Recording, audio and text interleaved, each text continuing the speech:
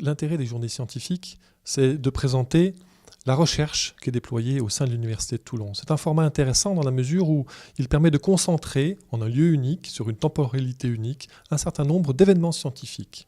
Alors nous avons à l'Université de Toulon une recherche qui se déploie sur un spectre scientifique relativement large, qui va des sciences dures aux sciences humaines.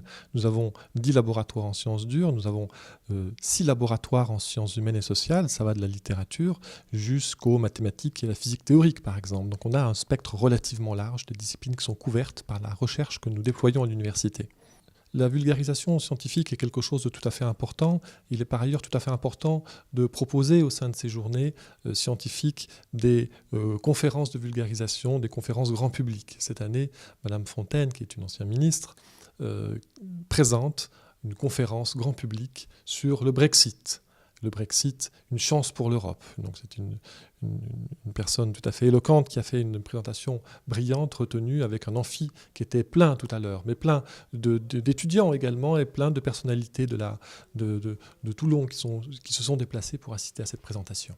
La préfecture maritime de la Méditerranée effectivement a été invitée à ce colloque pour notamment apporter je dirais, son savoir sur la gestion des espaces maritimes, mais pour nous c'est aussi très intéressant de prendre je dirais tous les sujets traités par les universitaires et qui nous apportent quand même des enseignements importants, notamment sur l'état de l'art, de la science, que nous allons devoir après appliquer à l'espace maritime.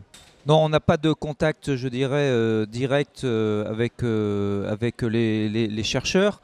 Néanmoins, effectivement, on a des échanges avec des universitaires que nous connaissons bien, qui sont très proches de la préfecture maritime et de la marine. Et ces échanges, effectivement, nous apportent beaucoup sur je dirais, la manière dont nous allons travailler. Oui. Donc ce colloque médecine et écriture est un colloque organisé par le laboratoire Babel dans le cadre des journées scientifiques de l'Université de Toulon. Cette manifestation n'est pas la première en lien avec les journées scientifiques, puisque nous avions fait une manifestation concernant le sein. Le sein, S-E-I-N, des mots pour le dire, qui avait donné lieu d'ailleurs à une publication au sein du laboratoire. Cette manifestation médecine et écriture, l'idée centrale, c'est de mettre en lien bien sûr, la médecine et puis la littérature, la médecine et l'écriture, arrimer la médecine aux humanités et vice-versa.